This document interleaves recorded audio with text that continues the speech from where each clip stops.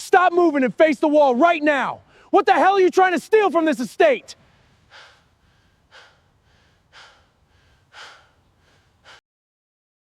Officer Wade Kessler barks it, his brutal grip twisting Simone's wrist behind her back as he shoves her cheek straight into the dirt of her own front lawn. The cardboard box slips from her hands, scattering books, framed photos, and a small wooden gavel across the wet grass. Let go of me!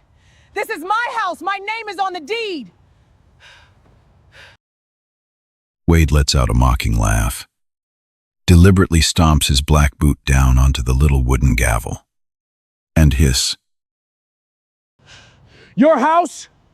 People like you don't own property in a neighborhood like this. Stop daydreaming, you pathetic excuse of a human being. Look at those cheap clothes you're wearing. Your kind belongs in the gutter cleaning toilets.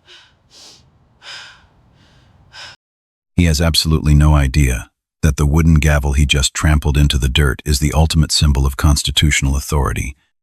The woman he is brutalizing on the ground is Simone Ellison, a newly appointed United States District Judge, confirmed for life by the United States Senate. In exactly 11 minutes, 3 black SUVs filled with armed United States Marshals are going to pull onto this street and end this rogue cop's career forever. Watch that opening again, because the explosive truth behind this federal power reversal is going to leave you completely speechless. But before those SUVs ever turn onto Camellia Lane, before any of it, you need to understand who Simone Ellison really is. Because everything you just watched is only half the story.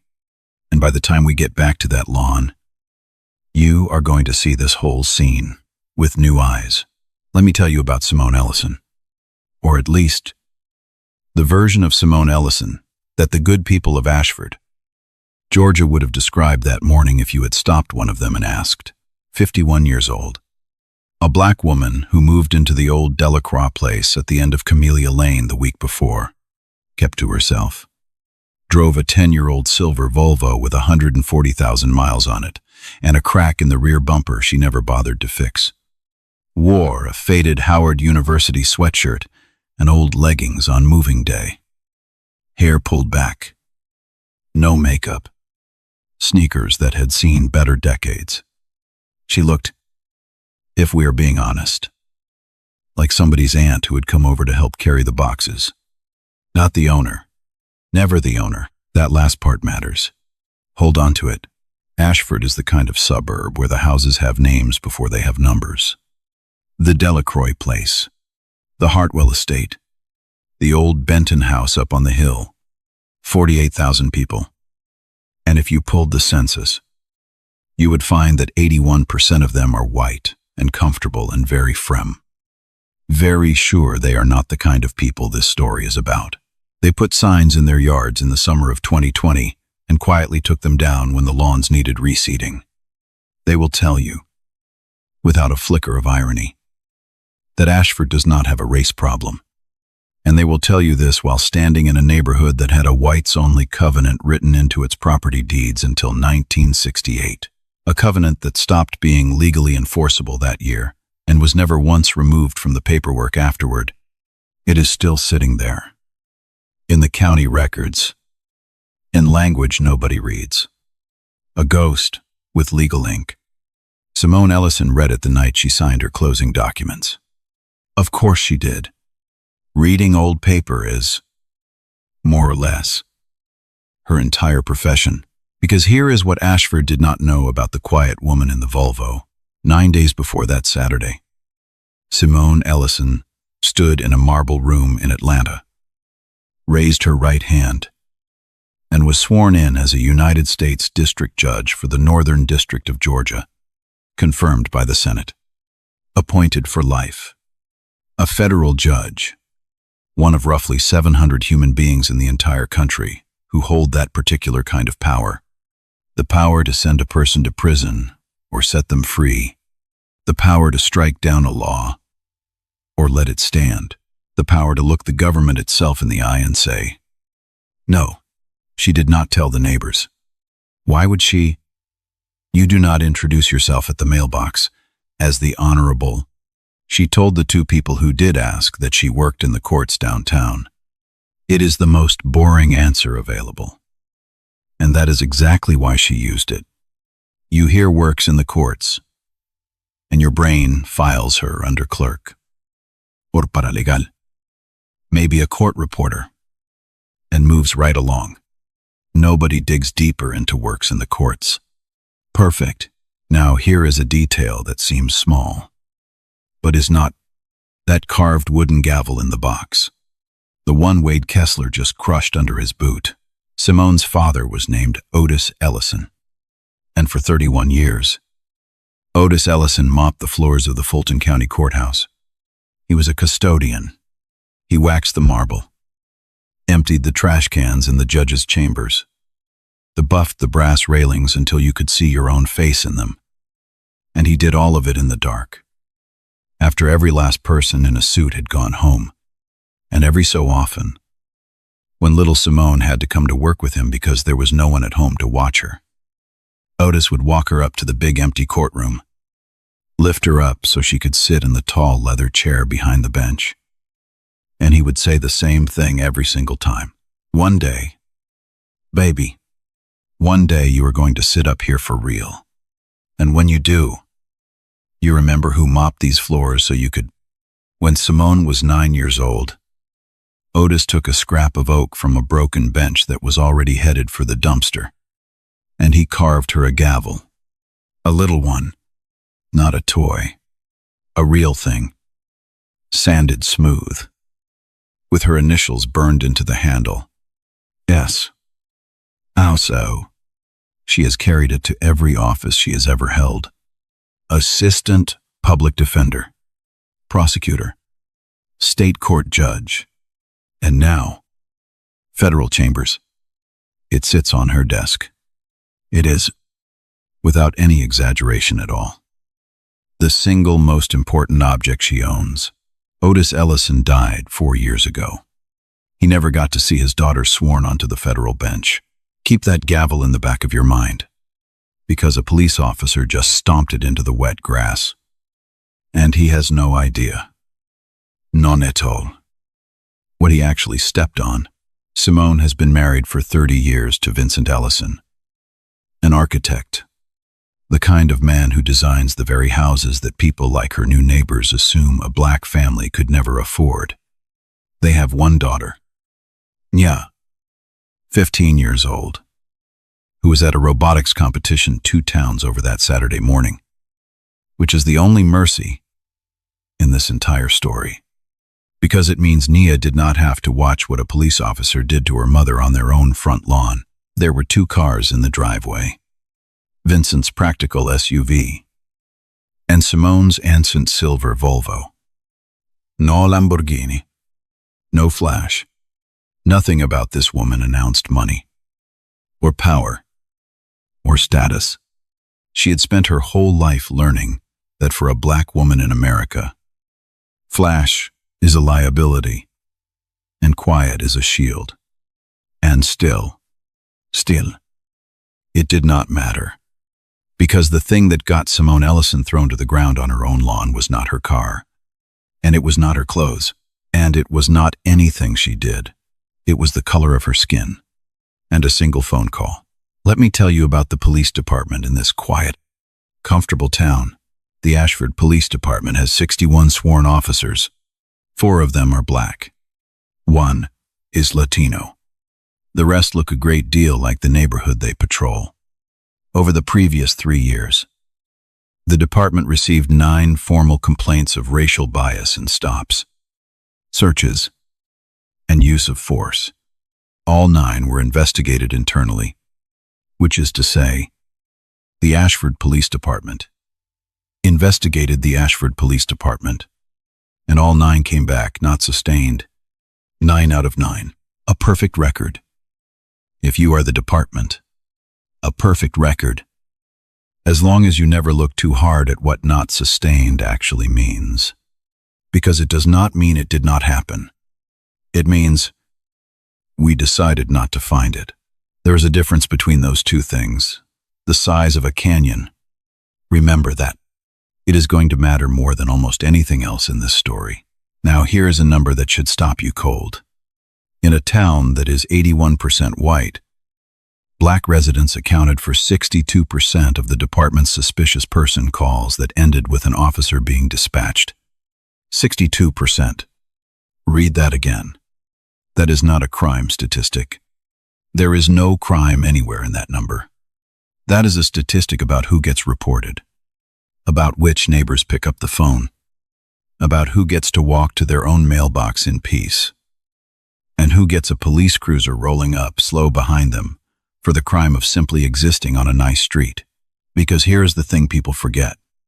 A police officer cannot show up at your door unless somebody calls.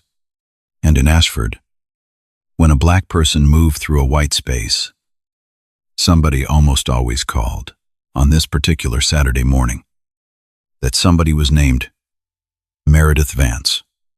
We will get to her, but first, the man kneeling on Simone's back, Officer Wade Kessler, 33 years old, 6 years on the Ashford force. Wade Kessler is, by every account, the guy everybody likes at the department cookout, coaches his kids' t-ball team, loud, funny, quick with a joke. First one to buy a round. If you polled that department, good cop would come back, nearly unanimous. On paper, Wade Kessler is exactly who you would want wearing the badge, and then you pull his numbers, and the paper starts to smell. In 3 years, Kessler personally initiated 431 field contacts, stops, detentions, searches. 59% of those contacts involved black or Latino residents. In a town that is barely 18% black and Latino combined, his use of force rate was nearly triple the department average. And 3 of the department's 9 not sustained bias complaints had his name written in the incident report. Wade Kessler does not think he is a racist. He would swear on his own mother's grave. And here is the part that makes it so much worse. He would mean it. In his own head, Wade Kessler is one of the good ones. He waves at the black families in the grocery store. He would tell you, straight-faced, that he does not see color, but what a man believes about himself, and what 431 incident reports say about him, are 2 completely different conversations, and only one of them is written down. His supervisor is Lieutenant Grady Halverson, 52 years old, 26 years on the job, 8 of them spent signing off on other men's paperwork. Halverson reviews use of force reports the way most of us sign for a package on the porch. He does not open it. He does not check it. He glances at the officer's own account, confirms the officer is not confessing to anything, and scribbles his name. Approved. Filed. Next, he has been doing this so long that the act of actually watching the body camera footage has become, in his mind, a kind of insult, a suggestion that his officers might be lying. And Grady Halverson does not insult his officers. 3 of those bias complaints against Kessler came across Grady Halverson's desk. He cleared all 3. He watched the footage on exactly none of them. Then there is Officer Tomas Regis, 26 years old, 8 months on the force, Kessler's assigned partner that Saturday. And the only real instruction Reyes has ever been given about riding with a senior officer is the one every rookie hears. Back your partner. Keep your mouth shut. Learn how it is done. Reyes is going to learn something that morning. Just not what the department intended to teach him. And there is one more man you need to know. And he is not at the department at all. He is in a small brick house on the other side of the tracks, sitting at his kitchen table, with a worn leather ledger open in front of him and a cup of coffee slowly going cold. His name is Wendell Hargrove, 69 years old. And in 1979, Wendell Hargrove became the first black police officer in the entire history of the Ashford Police Department. He wore that badge for 28 years.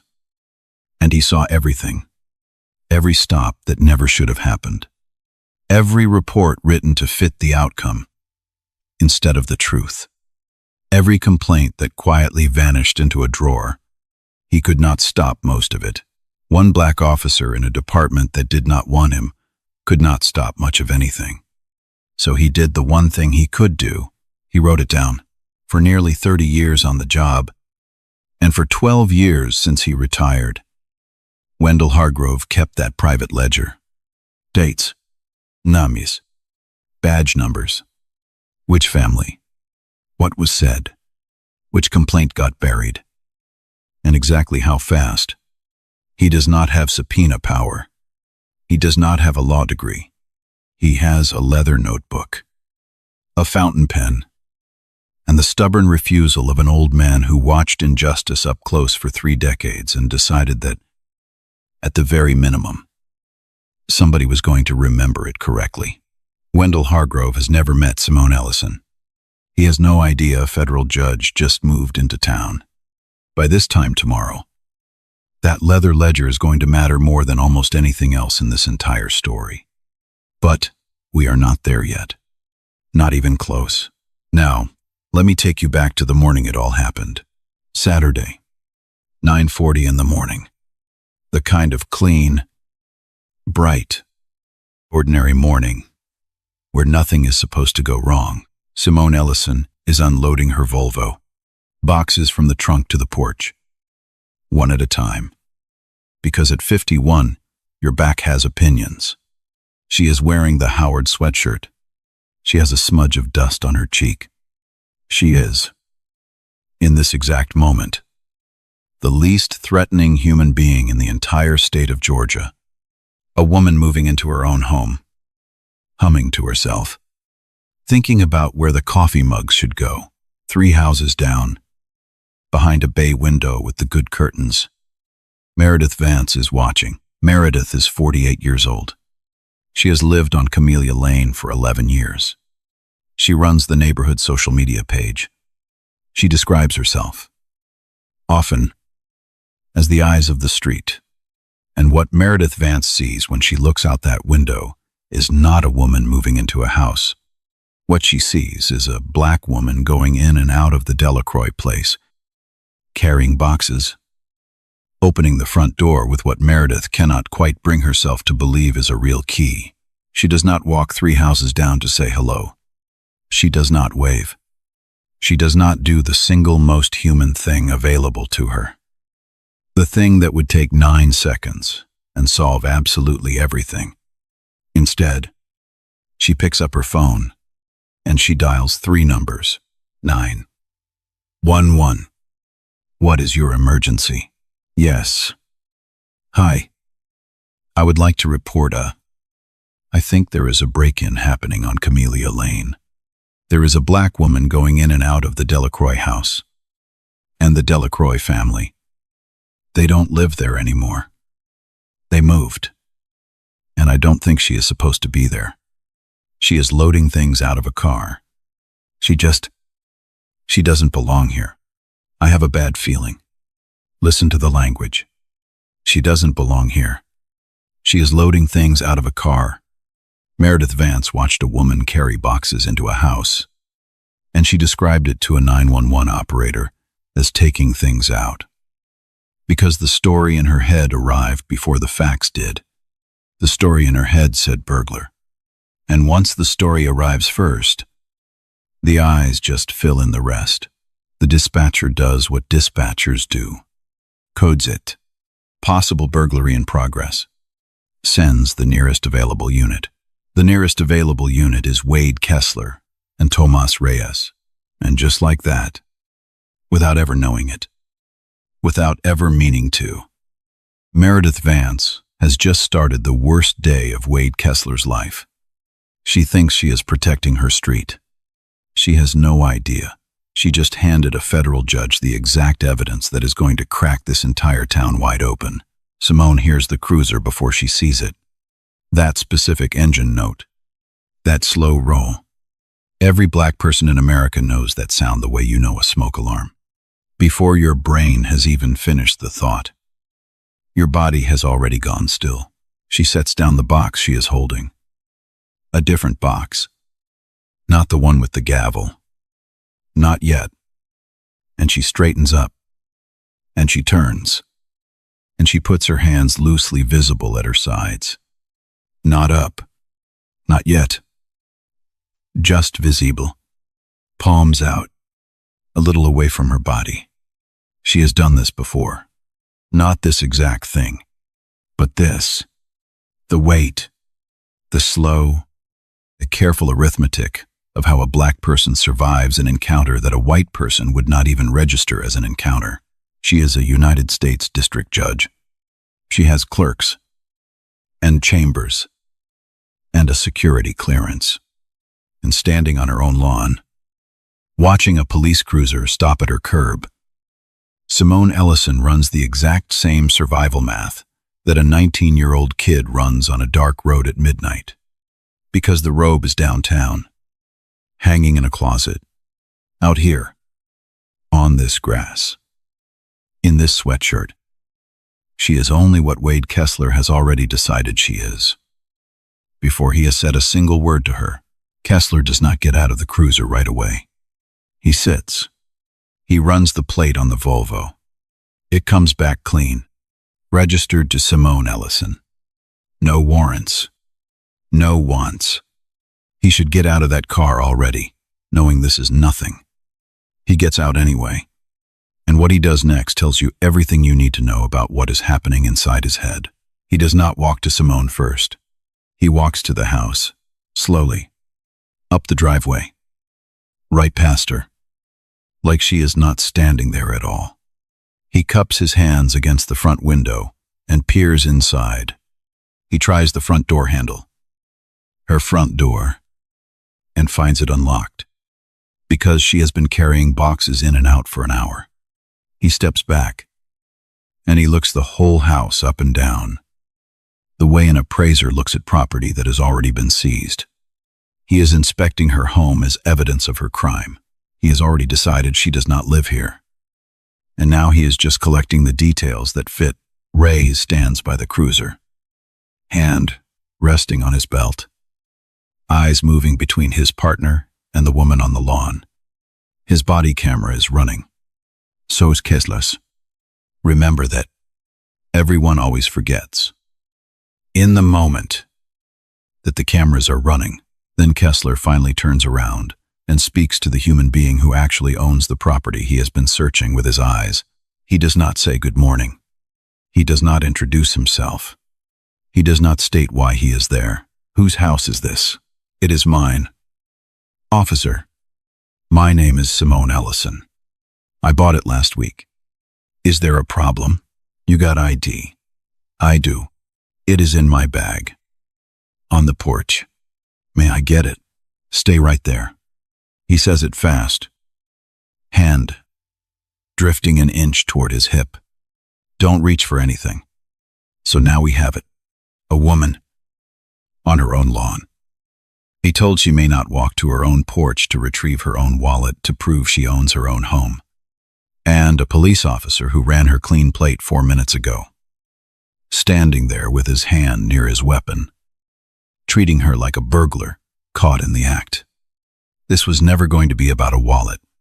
Watch what happens next, and you will understand. This was decided before Wade Kessler ever put the car in park. Simone keeps her hands where he can see them. Her voice does not change. It is the voice she has used in courtrooms for 20 years. Level. Unhurried.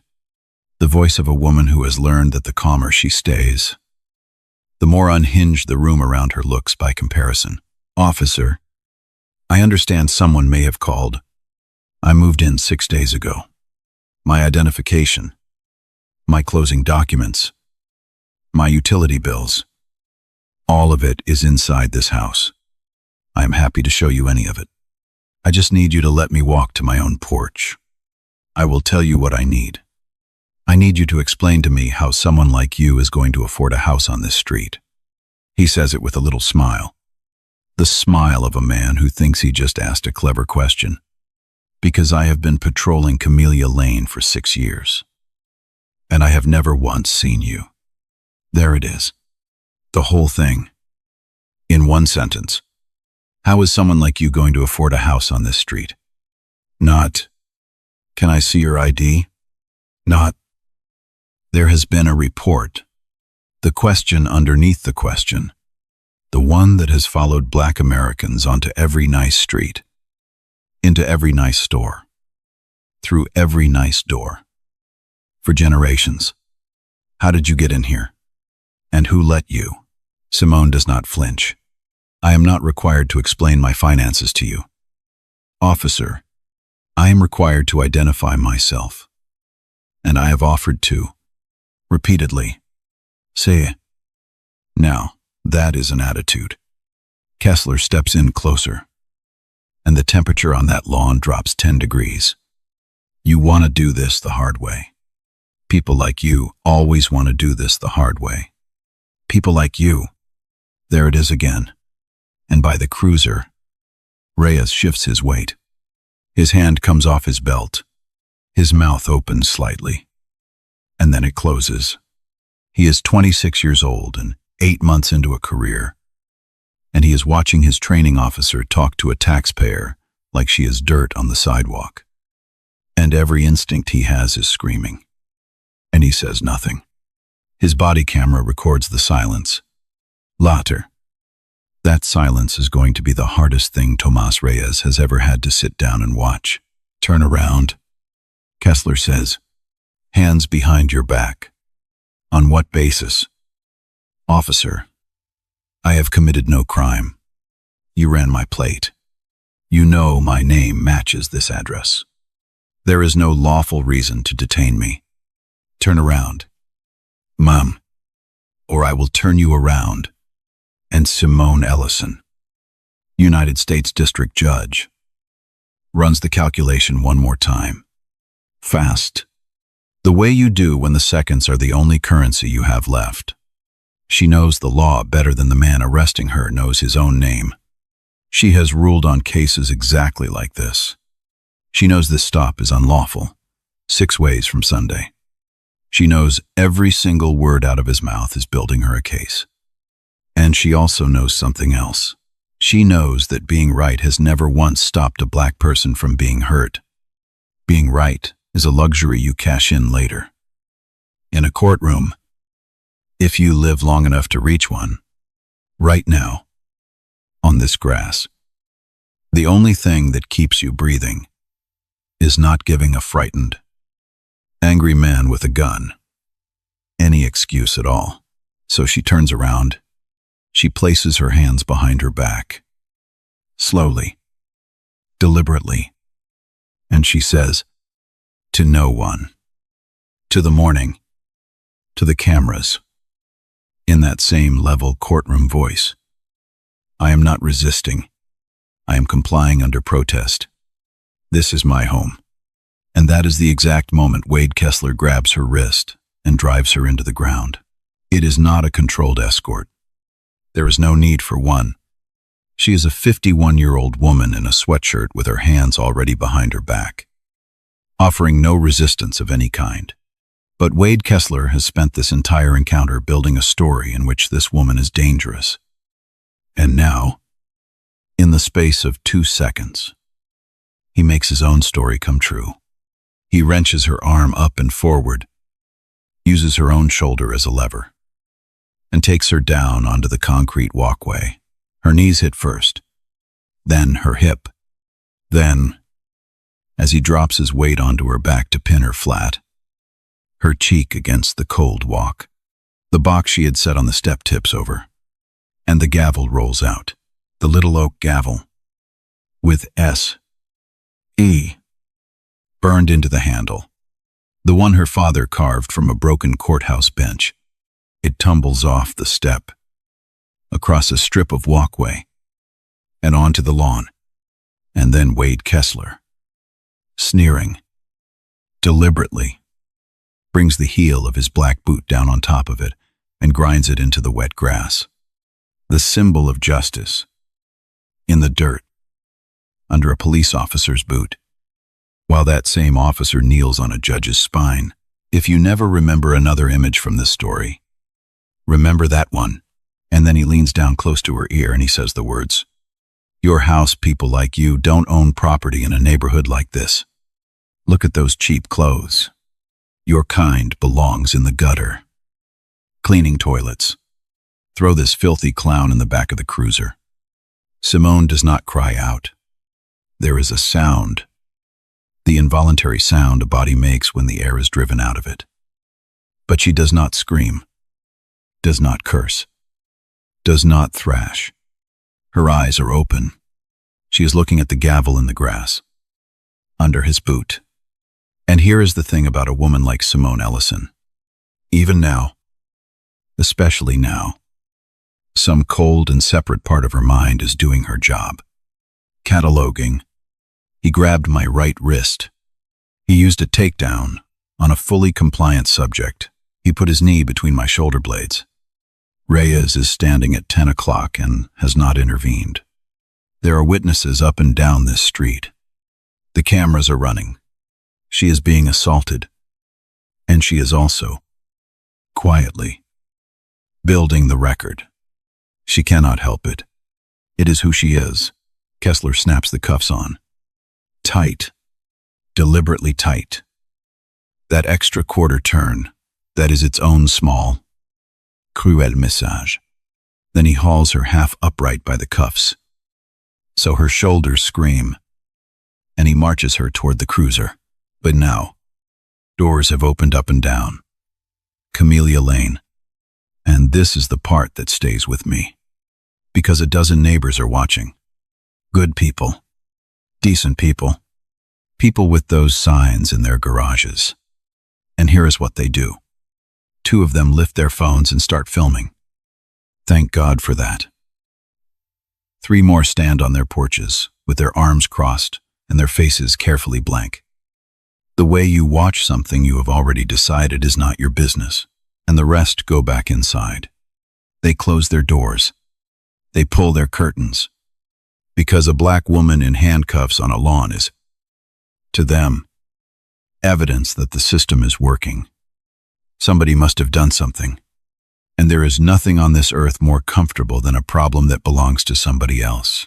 Only two people move toward her. The first is an elderly white man named Alton Pierce, 78 years old. He has lived on that street for 40 years. He fought in a war, and he does not scare easy. He comes down off his porch in his slippers and he says, in a voice that shakes but does not stop, "Officer, I watched that woman carry her own furniture into that house all morning.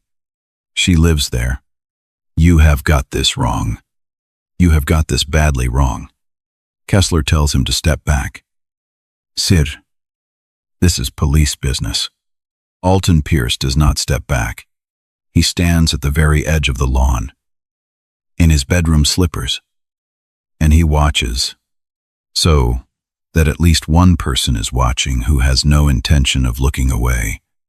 Remember Alton Pierce, because this story is not only about the people who called the police and the people who hid. It is also about the old man in slippers who walked toward the trouble. The second is a teenage boy, 16 years old, from the house across the street. His name is Caleb, and he is filming the whole thing on his phone. And he is saying, quietly, to himself, not to anyone, "That is messed up. That is so messed up." His footage is going to end up on the desk of the United States Department of Justice. He does not know that. He is just a kid who could not stop recording. Kessler puts Simone in the back of the cruiser. Not arrested. Detained. The distinction is legal. And in this moment, completely meaningless. The cage door thunks shut. It locks from the outside. She sits behind the partition, hands cuffed behind her, shoulders on fire, cheeks scraped. And she looks straight ahead. And she says absolutely nothing. And then Wade Kessler picks up his radio. And he does the thing that turns a bad stop into a federal crime. "Dispatch. Be advised. I have got one detained at the Camellia Lane address. Uncooperative female. Possible burglary suspect. Gave me some resistance. Requesting a supervisor. Uncooperative. She offered him her identification 4 separate times. Possible burglary suspect. He ran her name against the address, and it matched. Gave me some resistance. She turned around, put her hands behind her back, and told the open air she was complying under protest. Every word of that radio call is a lie, and Wade Kessler says all of it in the flat. Bored. Professional tone of a man who has said this kind of thing before. Because he has. This is not his first fictional radio call. This is routine. This is a Tuesday that just happens to be a Saturday. The supervisor who responds is Lieutenant Grady Halverson. He arrives in about 6 minutes. He gets out of his cruiser, and he takes in the scene. A black woman in the back of a patrol car. A spilled box of belongings scattered across a lawn. Handcuffs. 2 officers. An old white man in slippers, standing at the property line. Glaring at everybody. A teenager filming from across the street. A reasonable supervisor looks at that scene and asks 100 questions. Grady Halverson asks one. You got this handled. Wade. Yes. Sir. Burglary call. Subject was uncooperative. Waiting to confirm she does not actually belong at the residence. She got ID. Says it is in the house. Halverson glances at the house. Glances at the woman in the cage. Glances at his watch. All right. Wrap it up clean. And he gets back in his cruiser. That is it. That is the entire supervisory review of an officer taking a compliant 51-year-old woman to the ground and cuffing her on her own property. Wrap it up clean. Not. What happened? Not. Why is there a box of her belongings all over the lawn? Not. Did you confirm she owns this house before you put your hands on her? Just make the paper look right. And here is the part neither of them clocks. Because men like this never do. Grady Halverson's cruiser has an in-car camera, and it is recording audio. Every word of you got this handled and wrap it up clean is going onto a hard drive. Time-stamped. Inside the department's own system. Gift-wrapped. 2 men are standing on an American street building a false story in real time, and they are doing it into 3 separate cameras. They have completely forgotten exist. They keep Simone in the back of that cruiser for 26 minutes. 26 minutes. Cuffed. In the heat of a closed car. 6 feet from her own front door. While a police officer strolls back up her driveway to confirm the residence, which is just a polite way of saying, to hunt for any reason at all, that his story might be true. He finds none. He finds a house full of half-unpacked boxes with a black woman's name on the mail. He finds her closing folder sitting right there on the kitchen counter, which he does not touch, because touching it would mean reading it, and reading it would mean the whole thing collapses. He comes back out empty-handed, and he stands by the cruiser, and he does not open the door. Now, here is what is strange. If you had been watching Simone Ellison through that cage window, you would have noticed something that does not fit. She does not bang on the glass. She does not scream for a lawyer. She does not shout her rights. Does not threaten a lawsuit. Does not sob. She sits with her spine straight and her eyes forward, and she breathes, slow and even, like a woman waiting for a bus. She is quite certain is coming, and if you are watching this right now, thinking, why is she so calm? Why is she not falling apart? Hold that thought, because you are about to get your answer, and when you do, it is going to reframe everything you just watched, because while Simone sits in that cage, breathing, 2 things are happening at the very same time. And neither Wade Kessler nor Grady Halverson has the faintest idea about either one. The first is that Alton Pierce, the old man in the slippers, has walked back into his house, and he has done something. He has called the one person on that street he trusts to actually do something about this. His neighbor from church, and a retired police officer he has known for 30 years, a man named Wendell Hargrove. Wendell, he says into the phone, his voice still shaking. You need to get over here right now. They have got a woman cuffed in a car on Camellia Lane. And I watched the whole thing. And it is wrong. It is just plain wrong. And nobody is going to listen to an old man in his slippers. And Wendell Hargrove, 69 years old, the first black officer this town ever had, sets down his cold coffee, closes his leather ledger, and reaches for his keys. And the second thing is a piece of paper on a schedule that is about to bring the full and terrible weight of the federal government down onto Camellia Lane. Because here is what Wade Kessler does not know. Here is the piece that turns this entire story upside down. Simone Ellison is a brand new United States District Judge, and under federal law, newly appointed federal judges, especially in their first weeks on the bench, are assigned a protective detail from the United States Marshals Service. The Marshals guard the federal judiciary. It is one of the oldest jobs they have.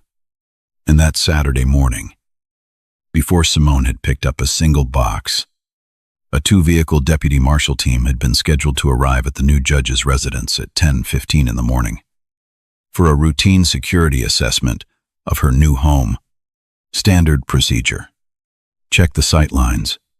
Check the doors. Check the lighting. Meet the principal. Nothing dramatic. They are running a few minutes late.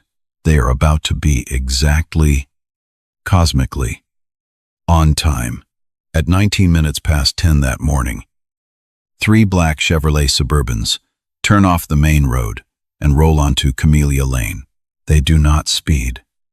They do not run lights. They come slow and heavy and quiet, the way serious things arrive. And they fan out along the curb directly in front of Simone's house with a kind of unhurried precision that makes the whole street go silent. Doors open. 6 people step out. Dark, plain windbreakers, with the words, United States Marshals across the back in bright yellow letters that you can read from 30 feet away. The lead vehicle's driver is a deputy United States Marshal named Curtis Rand, 46 years old, 22 years in the service. A big man, unhurried, with the particular calm of someone who has walked into far worse than a suburban cul-de-sac and walked back out the other side. He has spent the last 3 days reviewing the file on his new principal, Judge Simone Ellison, Northern District of Georgia, confirmed 9 days ago. He knows her face. He has her photograph in the folder on the passenger seat. And what Deputy Marshal Curtis Rand sees, as he steps out of that Suburban onto Camellia Lane, is his principal, a sitting United States District Judge, a person he is sworn and detailed to protect, in handcuffs, in the back of a local police cruiser, with a scraped cheek and grass stains on her sweatshirt. For 1 full second, Curtis Rand does not move, and in that 1 second, the temperature of the entire street changes. Wade Kessler sees the SUVs and the windbreakers, and his first reaction is not fear, it is irritation. Feds, some federal thing, nothing to do with him, probably a wrong address. He actually raises a hand and calls out, "Hey, this is an active scene. I am going to need you all to hold up." Curtis Rand walks straight past him. He does not acknowledge Kessler. He does not slow down. He walks to the rear door of the cruiser, and he looks through the window at the woman inside, and his jaw sets like stone. Then he turns to Kessler. And when he speaks, his voice is not loud. It is worse than loud. It is quiet and flat, and absolutely without any give in it at all. Officer, why is Judge Ellison in the back of your vehicle? The word lands on that lawn like a dropped anvil. Judge, Kessler blinks. I am sorry. What? The woman you have detained in handcuffs. Rand takes one step closer. And now he is close. And now those bright yellow letters are the only thing Kessler can see. Is the Honorable Simone Ellison, United States District Judge for the Northern District of Georgia. She is my protectee. I am her assigned Deputy United States Marshal. And I am going to ask you one time, and one time only, to explain to me why she is in restraints on her own property. And this is the moment. This is the 11 minutes moment. The knees buckle moment. The moment Wade Kessler is going to replay in his head every single night for the rest of his life. His face goes white. Not pale. White. The specific, bloodless white of a man whose entire nervous system has just understood, all at once, ahead of his conscious mind, that something catastrophic and completely irreversible has happened. His mouth opens. Nothing comes out. His hand, the same hand that twisted a federal judge's wrist behind her back, starts to shake. And his knees, his actual knees, not a figure of speech, go soft underneath him. And he catches himself with one hand on the trunk of his own cruiser, because the woman he decided was a burglar. The woman he threw to the ground. The woman he called a filthy clown. The woman whose father's gavel he ground into the dirt with his boot is a United States District Judge. And there are 6 armed Deputy United States Marshals standing on her lawn. Behind him, Grady Halverson has gotten out of his cruiser again, very slowly, like a man trying to leave his own body. He looks at the marshals. He looks at the woman in the cage. He looks at Kessler. And you can watch, in real time, 26 years of a career recalculating itself down to a single word. No, Tomas Reyes has gone completely still by the front bumper. But something is happening in his face that is the opposite of collapse. It is almost relief. His shoulders come down. His eyes close for just a second. Because the thing he watched and did not stop, the thing that has been sitting in his chest like a swallowed stone for the last half hour, is about to be dragged out into the light. And some part of Tomas Reyes has been praying for exactly that. Curtis Rand turns to his own people. Get that door open. 2 deputies move. The cruiser's rear door opens. Rand crouches down to Simone's level. And his voice, when he speaks to her, is entirely different. Gentle, careful, the voice of a man addressing someone he has failed to protect. And knows it. Judge Ellison, I am Deputy Marshal Curtis Rand. I am your detail lead. I am so sorry we were late. Are you injured? And Simone Ellison, cuffed, cheek scraped, 26 minutes in a hot cage on her own lawn, looks at him. And the first words out of her mouth are not about her. They are about the record. Deputy Marshal, before you remove these cuffs, I want everyone here to note the time. And I want you to confirm that all 3 of these officers' cameras have been running. A pause. Then, quieter. Yes, I am all right. My shoulder is going to need some ice, but I am all right. Now, please, get these off of me.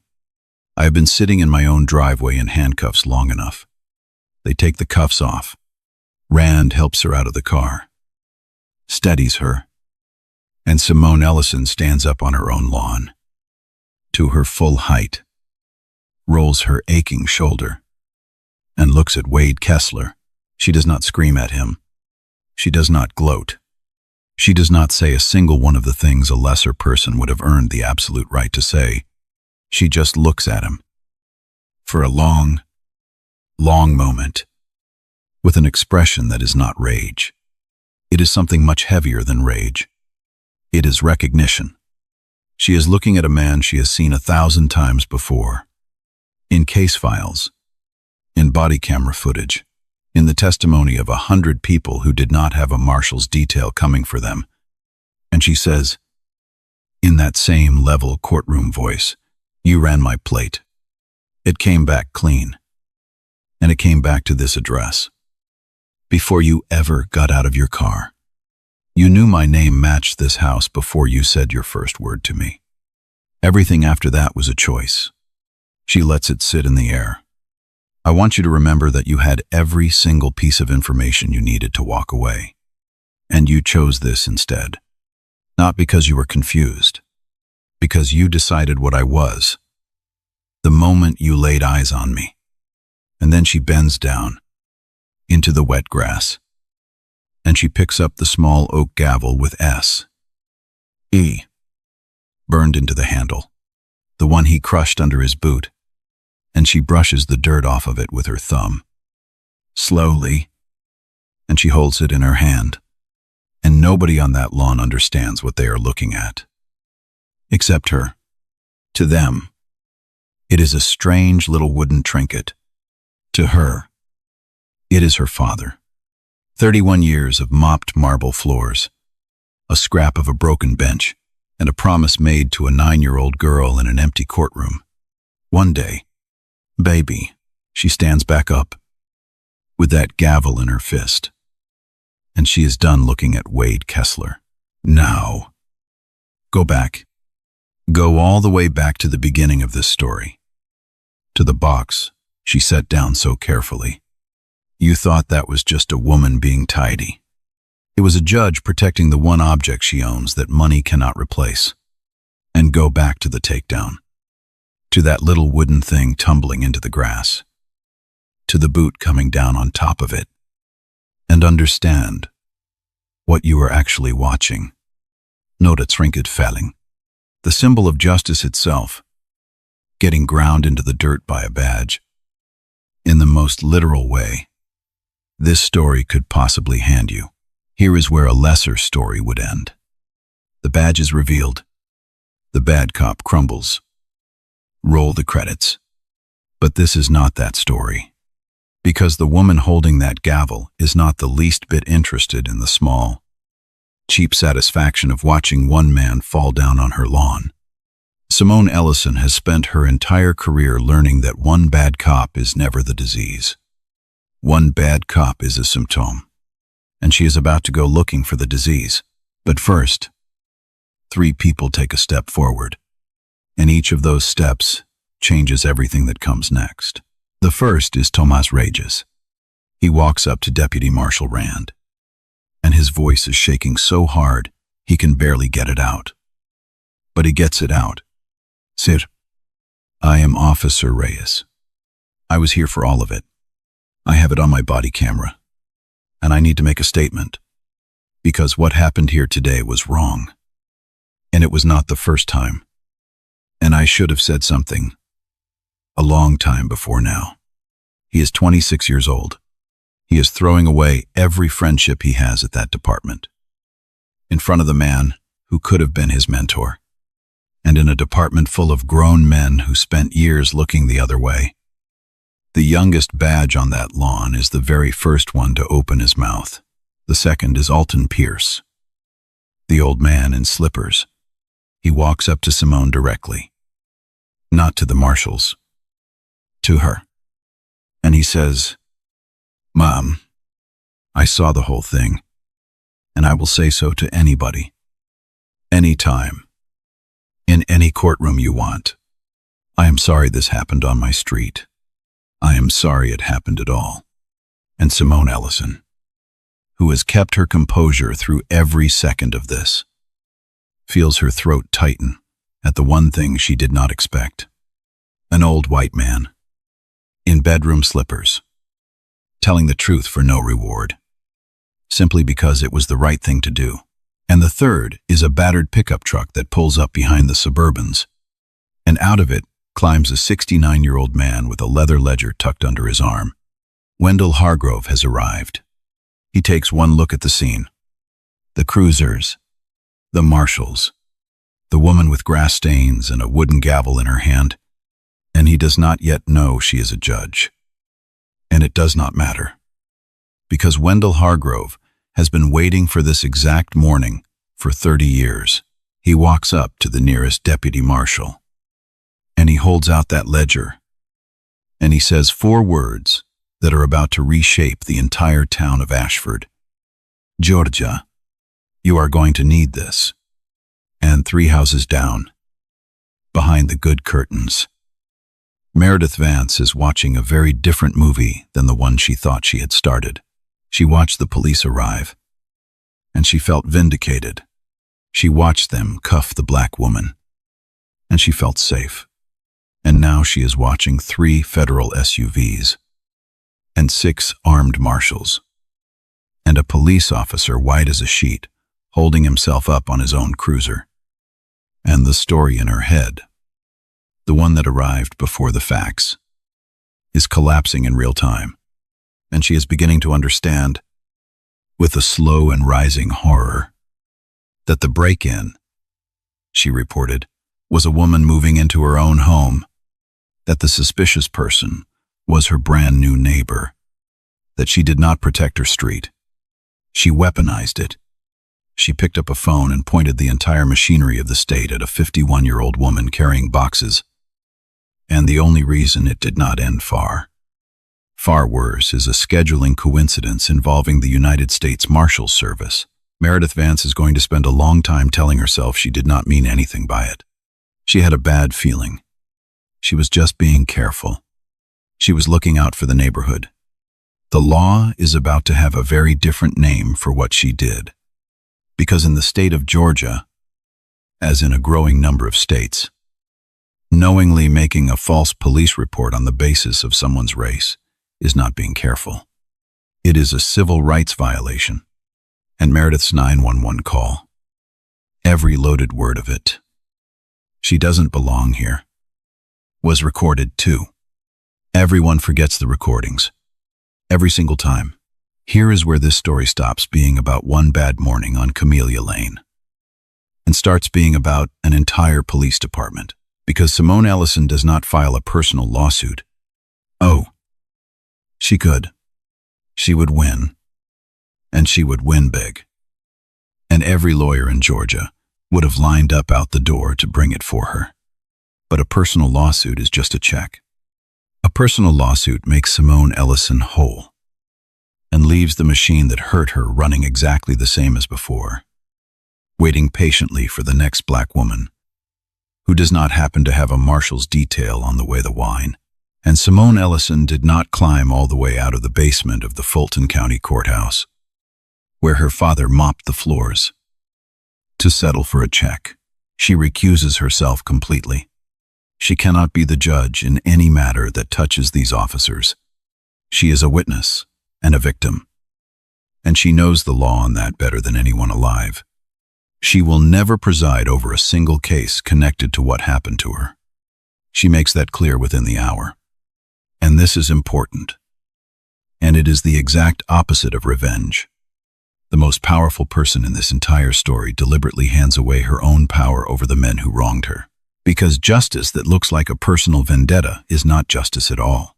Instead, she makes a phone call, not to a personal attorney, to the Civil Rights Division of the United States Department of Justice. And what she says on that call is not, "Look what they did to me." What she says is this: "I have reason to believe this was not an isolated incident. I have a serving officer prepared to testify to a pattern, and I have just been handed 30 years of contemporaneous documentation by a retired officer of this same department. I am not asking you to investigate my case. I am asking you to investigate this department. There is a federal law for exactly this. It is called a pattern or practice investigation. If you have ever heard the names Ferguson, or Baltimore, or Minneapolis, or Louisville, then you have already heard of this law, even if you never knew its name. It is the single most powerful tool the federal government has for cracking open a police department that has spent years protecting itself. Because it does not ask. What did one officer do one bad thing? It asks, is this entire institution built to produce this outcome? And it does not, under any circumstances, let the department investigate itself. That, it turns out, is the whole point. The Justice Department attorney who takes the lead is named Adrienne Cole. She is a career civil rights lawyer. Unglamorous. Relentless. The kind of person who reads 10,000 pages of body camera logs and takes notes in the margins in 3 different colors of ink. And when Adrienne Cole opens the Ashford file and sees that her lead complaining witness is a sitting federal judge, that she has a serving officer ready to flip, and that a retired first black officer has handed over 3 decades of dated, named, cross-referenced documentation. Adrienne Cole, who does not smile easily, allows herself one small, grim smile, because she has cracked entire departments wide open with 1/10 of this. The real work begins. And when the federal government starts pulling on the loose thread that Wade Kessler handed them on a suburban lawn, the whole thing is going to come apart in ways that Wade Kessler and Grady Halverson and the entire comfortable town of Ashford, Georgia, are not remotely prepared for. Justice Department analysts pull 36 months of body camera footage from the Ashford servers. Every stop, every contact, every foot of digital tape. And they start flagging 29 incidents involving Wade Kessler alone. Almost every one of them involving a black or Latino resident. And the patterns are so consistent that it is less like reading 29 separate reports, and more like reading the same report 29 times, with the names swapped out, stops with no lawful basis, detentions that run 3 and 4 times longer for black residents than for white residents in identical situations, searches with no consent and no probable cause. And over and over and over. The first words out of Kessler's mouth being not a greeting, not an explanation, but an accusation dressed up as a question. How did you afford this? Whose car is this really? What are you doing in this part of town? In one flagged incident, Kessler stops a black man in his 50s walking home from the pharmacy with a paper bag, because a caller reported a man who might be casing houses. The man was a retired school teacher. Picking up his blood pressure medication, he stood on the sidewalk with his hands up for 19 minutes. No citation. No apology. He never filed a complaint. In another, Kessler detains 2 black teenagers sitting in a parked car outside the public library because they did not look like they belonged. They were waiting for their mother to finish her shift at the front desk inside. One of them was so frightened that he wet himself, and then spent the rest of the encounter praying the officer would not notice. No citation, no complaint, and that is the part that turns your stomach, because for every single incident, with a name attached to a complaint form, the footage reveals a dozen more where the person simply endured it, drove home, or walked home, sat in their car or on their couch for 10 minutes trying to feel human again, and told absolutely no one, because they knew, the way black Americans have always known, that complaining to the department about the department is like asking the fox to launch a formal inquiry into the disappearance of the hens. 9 complaints, all not sustained, is not the sign of a department with nothing wrong. It is the sign of a department that taught an entire community there was no point in even speaking. But the Justice Department is not the fox, and it is not asking permission. Then there is Wendell Hargrove's ledger. Adrienne Cole sits at a table with that leather notebook for 2 full days. And by the end of it, she tells her team, It is the most extraordinary piece of contemporaneous documentation she has seen in a 15-year career. Because Wendell Hargrove did the federal government's job for 30 years with a fountain pen. Dates, names, badge numbers, which family, what was said, which complaint got buried, and precisely how fast. His entries stretch all the way back to 1981. And here is the devastating part. When the analysts cross-reference his handwritten ledger against the department's own digital records, the ledger is more accurate than the official file. Hargrove wrote down complaints that the department's own system shows were never logged at all. He recorded the truth of stops that the official reports described as something else entirely, an old black man's private notebook, kept out of nothing but stubborn conscience. Turns out to be a more honest record of the Ashford Police Department than the Ashford Police Department itself. And then there is Lieutenant Grady Halverson, the paper signer, the rubber stamp. Here's what the investigation finds about him. Every single one of Wade Kessler's use of force reports for the past 8 years passed across Halverson's desk. Everyone was approved. Not one was ever questioned. Not one was ever returned. Not one was ever flagged for so much as a second look. And here is the detail that turns Grady Halverson from a lazy supervisor into something far worse. 3 formal civilian complaints were filed against Kessler over 3 years. All 3 landed on Halverson's desk for internal review. And Halverson's process for reviewing a complaint against one of his own officers was as follows. He read the officer's account of the incident. He confirmed the officer was not confessing to anything, and he signed the form marking the complaint not sustained. He never once watched the body camera footage, not on a single one. 3 complaints, 3 chances to pull the tape and see, with his own 2 eyes, what actually happened. 3 times.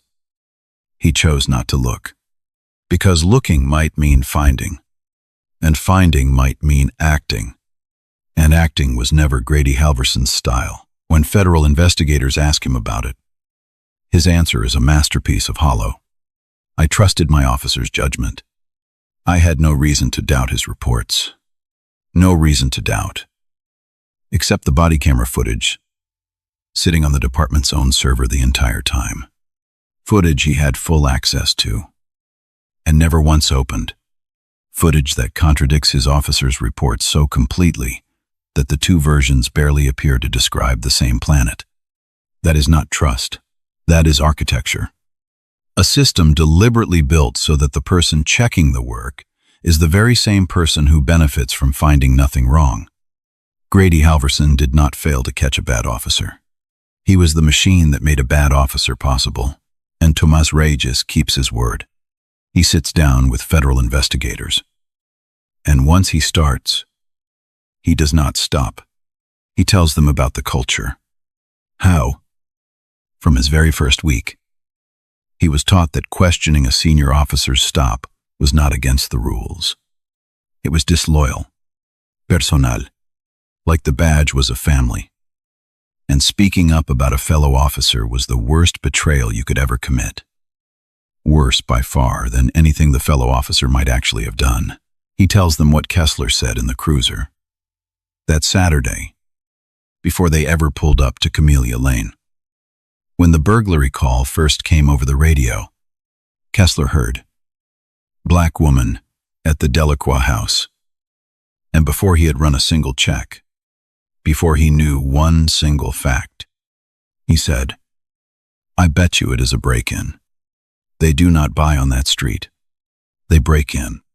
That was the entire investigation Wade Kessler conducted. He decided the ending before he put the car in drive, and then Reyes gives them the phone. There is a group chat among several officers at that department.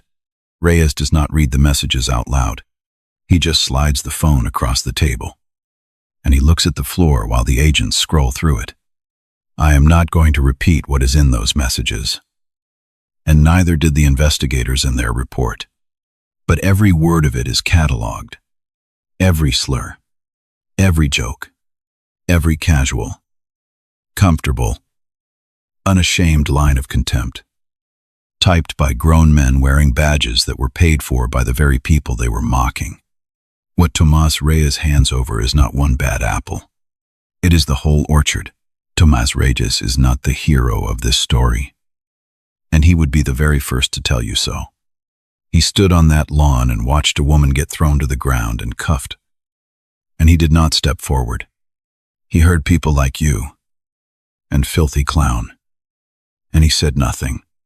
He failed in the moment, and he will carry that for the rest of his life. But 3 days is not 30 years.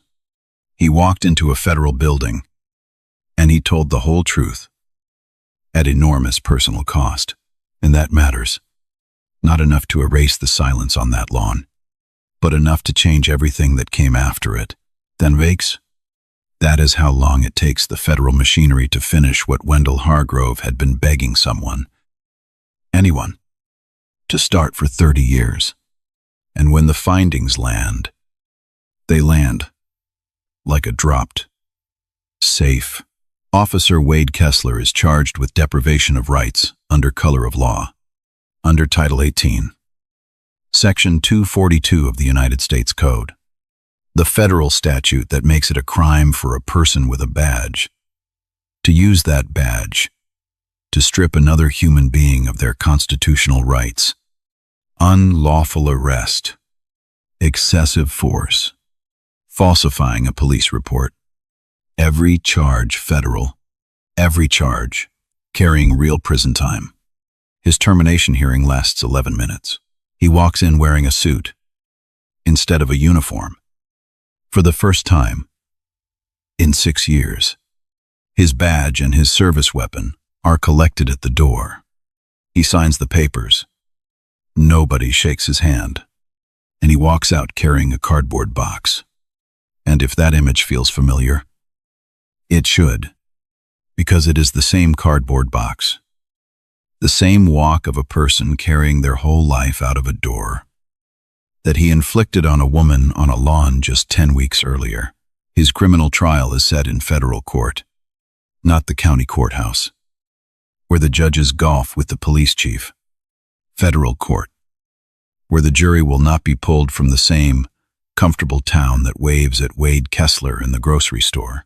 Lieutenant Grady Halverson is charged with conspiracy to deprive civil rights for a pattern of knowingly approving false reports and obstruction for burying 3 complaints without ever reviewing the evidence that would have sustained them. He does not make it to a hearing. He resigns quietly. No statement, no press conference, and he takes a plea in exchange for cooperation. And the cooperation he provides is a decade of testimony about how the department really worked. Every shortcut, every buried file, every report he signed without reading. Grady Halverson spent 26 years making sure the paperwork looked clean. And in the end, it was his own paperwork that buried him. The police chief is not criminally charged, but he is finished, removed, referred for administrative action. His career in law enforcement functionally over. He just does not have handcuffs to show for it. And Meredith Vance, who did not mean anything by it, who was just being careful, learns that in the state of Georgia, knowingly filing a false police report motivated by a person's race is a crime and a civil rights violation. She is charged under the state statute. Simone Ellison, who could have crushed her, declines to bring a personal civil suit against her own neighbor. But the criminal case moves forward without any help from Simone at all, because the recording of that call, she doesn't belong here, does every bit of the work all by itself. Meredith Vance becomes the case. The local news cannot stop covering. The eyes of the street, it turns out, were the danger on the street all along. But here is the part that matters more than any single person's punishment. Because if this story ends with a few individuals losing their jobs, then the machine simply hires replacements and keeps right on running. And Simone Ellison did not do any of this to watch a few people fall. The city of Ashford enters into a federal consent decree, a binding legal agreement enforced by a federal court that says, in plain terms, you will fix this, or we will fix it for you, and we will be watching you the entire time. The terms are specific, and they are not optional. Independent oversight of every internal affairs investigation. No more department investigating itself. Ever again. Mandatory bias training, with annual recertification for every single officer. Not a one-time seminar that everyone naps through. Body camera footage reviewed by an external civilian board with real authority.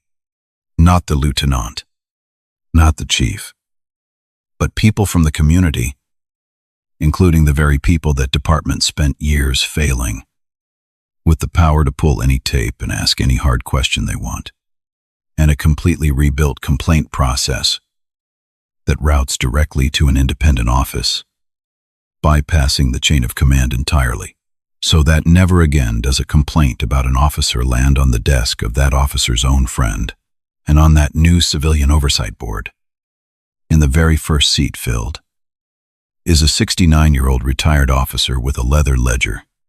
Wendell Hargrove spent 30 years writing down the truth because nobody would listen. And now the truth he wrote down is the founding document of the body that oversees the department that ignored him. At the very first meeting, Hargrove opens that ledger one last time, and he reads a single name out loud. The first entry, from 1981. A young man stopped for nothing. A complaint dismissed in a week. This is who we are here for. He says, every name in this book, every person who got told nothing was wrong. Something was wrong. And now, finally, somebody is going to look sometime later. Simone Ellison sits in her chambers, in the federal courthouse in Atlanta, in the very building where the marble stays polished by someone whose name most people will never bother to learn. And on her desk, right next to the case files and the certificate of her commission, sits a small oak gavel with S.E. burned into the handle. There is a faint grass stain on it now that never quite came out. She keeps it that way on purpose. She does not talk publicly about what happened on Camellia Lane. She does not do interviews. When Vincent asks her once, late at night, how she stayed so calm through all of it, through the cuffs, and the cage, and the 26 minutes. She is quiet for a long while, and then she says this, I have spent 30 years watching this happen to people who had nothing to protect them. No detail coming. No cameras that helped. No lawyer waiting. Just their word. Against a badge, and their word was not enough. She turns the little gavel over in her hand. I had all of it. Every advantage a person could possibly have. And it still happened to me. On my own lawn. In front of my own house. So the thing that kept me calm was not strength. Vincent. It was arithmetic. If it can happen to a federal judge. With the marshals already on the way, then this was never about me being extraordinary. It was about proving they do not get to decide who belongs. She still lives on Camellia Lane. She and Alton Pierce have coffee on Sunday afternoons now. The old man in the slippers turned out to be, in Simone's own words, the best neighbor she has ever had. Meredith Vance moved away, and one afternoon, Judge Ellison does something a little unusual. She invites a group of kids from the neighborhood where her father grew up. The basement kids, the ones nobody expects to end up behind a bench. She invites them to come and see her chambers. She shows them the courtroom. She lifts the smallest of them, a 9-year-old girl who says she wants to be a lawyer, up into the tall leather chair behind the bench, and she places that little carved gavel into the girl's hand, and she says the words her own father said to her. The words that traveled all the way from a broken bench in a courthouse basement to a federal courtroom. One day, baby, one day you are going to sit up here for real. And when you do, you remember who mopped these floors so you could. Same woman, same street, same little wooden gavel. But the world around it is a little bit different now. Not fixed, not perfect, but different. And sometimes different is where it starts. Here is what stays with me about this story. Simone Ellison was able to hold Wade Kessler accountable because of a whole series of things that had almost nothing to do with her being right, and almost everything to do with her being lucky. She happened to be a federal judge. She happened to have a marshal's detail scheduled to arrive that exact morning. She happened to have an old man in slippers who walked toward the trouble, and a retired officer with 30 years of receipts, and a rookie brave enough to flip, and a teenager who could not stop filming. Line all of that up perfectly, and the machine finally moved. But what about the man walking home from the pharmacy with his blood pressure medication, who stood on the sidewalk with his hands up for 19 minutes, and then went home and told absolutely no one? What about the two kids outside the library, one of them praying? The officer would not notice how scared he was. What about every single person who got stopped and searched and talked down to like they were less than a whole human being, and then sat in their own car, in their own driveway, for 10 minutes, just trying to feel normal again? No detail coming. No cameras that helped. No federal division ready to move. Just their word. And too often, their word was not enough. And Ashford is not rare. That is the part nobody in that comfortable town wanted to hear. Over the last decade, the Justice Department opened pattern or practice investigations into department after department after department across this country. And in nearly every single one, the findings came back reading like carbon copies of each other. Systemic bias baked right into the daily routine. Oversight that existed only on paper. And a culture that came down harder on the officers who spoke up than on the officers who did wrong. Different cities, different states, different names on the doors. The same story. Over and over and over. Ashford did not have a unique disease. It had a very common one. That it had simply agreed, collectively, politely, with the signs in the yards. And we don't see color on its lips. Never to say out loud, the law that Wade Kessler broke does not say the victim has to be a federal judge. It does not say she needs a marshal's detail, or a witness, or a 30-year ledger. It says, you cannot do what he did to anyone. The badge is supposed to mean you protect people. All people, not just the ones who look like you, or drive the cars you think they should drive, or live in the houses you have decided they could not possibly own. Simone Ellison did not get justice because the system worked. She got justice because, for once, enough people refused to look away at the very same time. And the terrifying, necessary question underneath this entire story is the one that Ashford, Georgia, and a whole lot of places that are not Ashford, Georgia, still have not answered. What happens to everyone the marshals are not coming for? Now, I want to hear from you. Have you ever had someone look at you and decide who you were before you ever opened your mouth? Have you ever had to prove that you belonged somewhere you had every right to be? Have you ever stood on a sidewalk, or in a store, or on your own front lawn, and watched a total stranger decide your entire story in a single glance? And been right about you exactly? Never. Drop it in the comments. Tell me what happened. Because every one of those stories matters. And most of them never get 3 black SUVs pulling up to set the record straight. Most of them just get swallowed. So say it here. Say it loud, and be honest with yourself about one more thing. On that lawn, There were people who called, and people who filmed, and people who walked toward the trouble in their slippers, and there were people who crossed their arms and went back inside and closed the curtains and told themselves it was not their business. When the moment comes on your street, in your store, at your job, and it will come, which one of them are you going to be? Think about it, and then tell me below if this one hit you. And hit that like button. Share it with somebody who needs to see it. And subscribe, because we tell the stories that the curtains get pulled on. Every name matters. Every story matters. And we are not done telling them